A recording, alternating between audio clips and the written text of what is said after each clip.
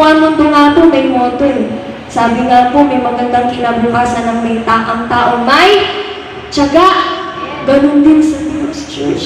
May dakilang kinabukasan ang mga lalaking babae na nananampalataya, nagtitiwala sa Diyos. Hello? Na hindi po masasayang, hindi po mawawala ng kabuluhan ng ating pong pagpapagal. Hello? Pagsasakripisyo, pagbibigay ng panahon, ng atensyon. Gaya nito, Church. Yung pagdalo natin, yung pagbabasa ng Biblia, pananalangin. Hello, pagpapasting, pagdalo ng hermeneutics. Church, kahit ngayon hindi mo nakikita na merong gagawin sa buhay mo yan, pagdating ng panahon, may mangyayari sa buhay mo. Bakit? Kasi nakikita ng Lord na sumusunod kayo. Bago po ako tumako sa pangako ng Panginoon, nagpapasalamat po ako sa buong isang linggo na naganap, noong Monday pa lang ay sobra na. Amen. So, grabe no, na maraming mga bagay na hindi mo in-expect na nangyayari. Pero ganun pa man, salamat po sa Panginoon dahil hinayaan niya po tayo no, na makalapit at makapanatili po sa kanyang presensya. Yun, sa aking pamilya, yun po, salamat po sa Diyos. Maging kwento ko lang din po Saturday, tatawa po ako sa sarili ko kasi wala na talaga po akong boses, tapos nahihirapan ako magsalita ganun. Tapos chat ko sana po si Brad Sani, muli ng Panginoon. Sabi ko, Brad, palit muna tayo ng kaunang. Nakita ko sa schedule, puri ng Panginoon, preaching pala si Daddy Sani ngayon. Sabi ko, puri, buti na lang. Sabi ko, buti na lang, hindi ako nag-chat, kundi bago ako mag-chat, tingnan ko muna, sabi ko, grabe pala. Puri, mas grabe pala yung tatayuan ni Brad Sani kung makikipagpalit. Amen. Pero ganun pa man, salamat po sa Diyos dahil naniniwala po ko na sa kabila po ng kahinaan, sa kabila ng kapintasan ay patuloy po na ang Diyos po ay nagnanais na sumunod po tayo at makarinig po tayo ng kanya po mga aral. Makipagbukas po ko sa inyo sa aklat po ng Hebreo, chapter 11, verse 8 to 10. Basahin ko po ang salita ng Diyos, ang pananampalataya sa Diyos.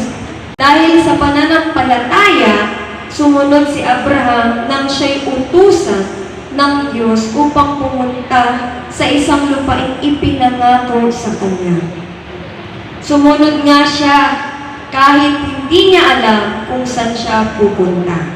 9. Dahil din sa kanyang pananampalataya, siya'y nanirahan bilang dayuhan sa lupang ipinangako sa kanya. Mga tolda ang naging tirahan niya, gayon din sina Isaac at Jacob, na tumanggap ng ganon ding pangako. 10. Sapagkat umasa si Abraham ng isang lungsod na may matatag na pundasyon at ang Diyos mismo ang nagplano at nagtayo. Palampakan nga po natin ang pagkabasa po ng salita ng Diyos na church. Ano po bang mensahe ng Panginoon? Alam naman po natin na sa kasaysayan po ng ninuno po natin ng Israelite, spiritual Israelite sa buhay po ni Abraham. Noong nauna po ay siya po si Abraham. Amen. At tinawag pong Abraham ng Diyos sapagkat siya po, no way back Genesis chapter 12, kung di po ako nagkakamali, doon po siya unang tinawag, doon po siya unang inutusan ng Panginoon na iwan niya ang tahanan, ang lugar ng kanyang mga magulang at sumunod sa Diyos. Narinig po natin kanina, church, na dahil daw po sa pananampalataya. Ano po ba yung pananampalataya? Pagtitiwala. Amen. Sabi nga po sa ating po pag-aaral sa hermeneutics, ang pananampalataya, kung di po ako nagkakamali, ay pagtaya. Amen. Pagtaya ng buhay mo. Kasi si Abraham, sabi niya doon, sumunod nga siya. Sumunod siya. Kahit hindi niya alam kung saan siya pupunta. Ganoon din po sa ating buhay, church. Na sa ating pong pananampalataya, sa ating pong pagtitiwala, kung nananampalataya talaga tayo sa Panginoon, church, dumarating talaga tayo sa ating buhay, na lagi tayo nagko-question, saan ba ako patungo? Ano bang patutunguhan ko? Ano bang mararating ko? Hello? Di ba? Aminin po natin. Lagi natin tinatanong ating sarili, ano ba mangyayari sa buhay ko? Saan ba? Ano ba? Yayaman ba ako? Pagpapalain ba ako? Gagaling ba ako? Mababago ba ako? Aalisin ba ng Diyos yung bigat, yung kalungkutan, lahat ng alalahanin? Tatapusin ba ng Diyos yung pinagdadaanan ko? Aalisin ba ako ng Diyos sa sitwasyon na naroon ako? Church, diba? Lagi natin yan binabanggit sa ating buhay, sa ating bibig. Amen. Pero alam niyo sa buhay ni Abraham, ang sabi niya, ang sabi ng salita ng Diyos, sumunod siya kahit hindi niya alam. Amen. Hello? Na ganun din po pala sa ating buhay, church. Na pinapasunod tayo ng Panginoon kahit hindi natin alam kung ipopromote ba tayo ng Diyos. Kahit hindi natin alam kung magiging masagana ba ang ating buhay. Hello? Kahit hindi natin alam kung saan tayo dadalhin ng pagsunod natin paglilingkod sa Panginoon. Pero alam niyo sa buhay niya, ni Abraham, ang sabi niya, umasa siya. Umasa siya. Saan siya umasa? Sa sinasabi ng salita ng Diyos. Napagpapalaan siya ng Diyos. Napararami ng Diyos ang kanyang anak, even na maumpong kanyang asawa, na kahit matanda na siya. Hello, kahit matanda na ang kanyang asawa, na hindi siya tumingin. Hello, sa kanya pong nakikita. Pagkos tumingin siya doon sa bagay na hindi niya nakikita. Ganon din sa ating mga buhay church. Na kahit nasa tayong sitwasyon ngayon, hello, sabihin natin sa ating sarili na kahit hindi natin alam kung saan tayo tutungo, may patutunguhan ng ating buhay. Amen. Kung ang mundo nga po, may motto eh. Sabi nga po, may magandang kinabukasan ng ang taong may tiyaga. Ganon din sa Diyos, church. May dakilang kinabukasan ang mga lalaking babae na nananampalataya, nagtitiwala sa Diyos. Hello? Na hindi po masasayang, hindi po mawawala ng kabuluhan ng ating pong pagpapagal. Hello? Pagsasakripisyo, pagbibigay ng panahon, ng atensyon. Kagaya nito, church. Yung pagdalo natin, yung pagbabasa ng Biblia, pananalangin. Hello? Pagpapasting, pagdalo ng hermeneutics, church. Kahit ngayon, hindi mo nakikita na merong gagawin sa buhay mo yan, pagdating ng panahon, may mangyayari sa buhay mo. Bakit? Kasi nakikita ng Lord na sumusunod kayo.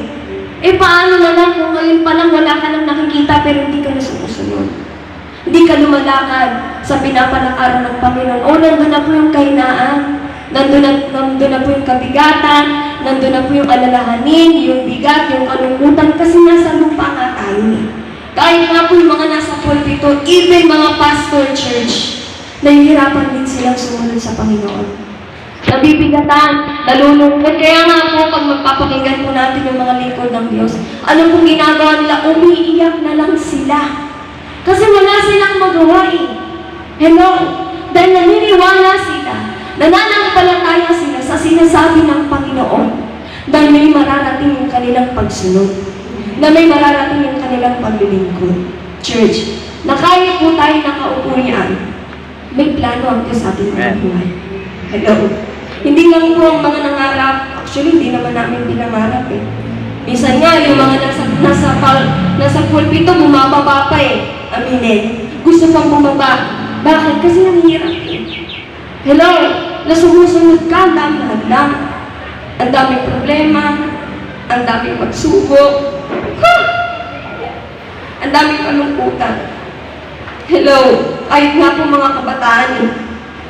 Walang exempted sa Lord pag sumusunod ka. Kung totohanan sa Panginoon. Pero magiging exempted ka lang, church, kung hindi ka talaga sumusunod sa Panginoon. Hello?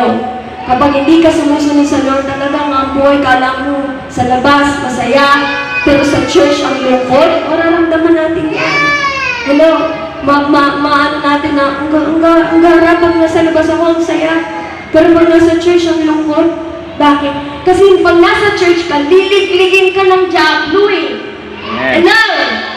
Liligligin ka ng diablo para hindi mo matanggap yung mga ipinangako ng Diyos sa'yo. Yun lang yun. Amen? Lahat gagamitin ng diablo, yung mga nasa paligid natin, yung mga kaibigan natin, yung kasambahay natin, yung ating mga kaklase, katrabaho, lahat yan gagamitin ng diablo para hindi ka magpatuloy sa Panginoon. Pero ang sinasabi ng salita ng Diyos, church, hello, ang sabi niya, sumunod ka. Amen. Umasa ka. Kasi dun sa pupuntahan mo, sabi dun sa pinaka-last verse, ang Diyos daw po ang nagplano at ang Diyos ang nagtayo. So, ibig sabihin, sa lahat po ng matatanggap nating pangako, yun po yung plano ng Diyos. Sa lahat po nating matatanggap na pagpapala, na promotion, kagalingan, pagbabago, pag-alis sa mga sitwasyon na hindi natin deserve, Diyos po ang nagplano nun. Bakit? Dahil sumunod ka.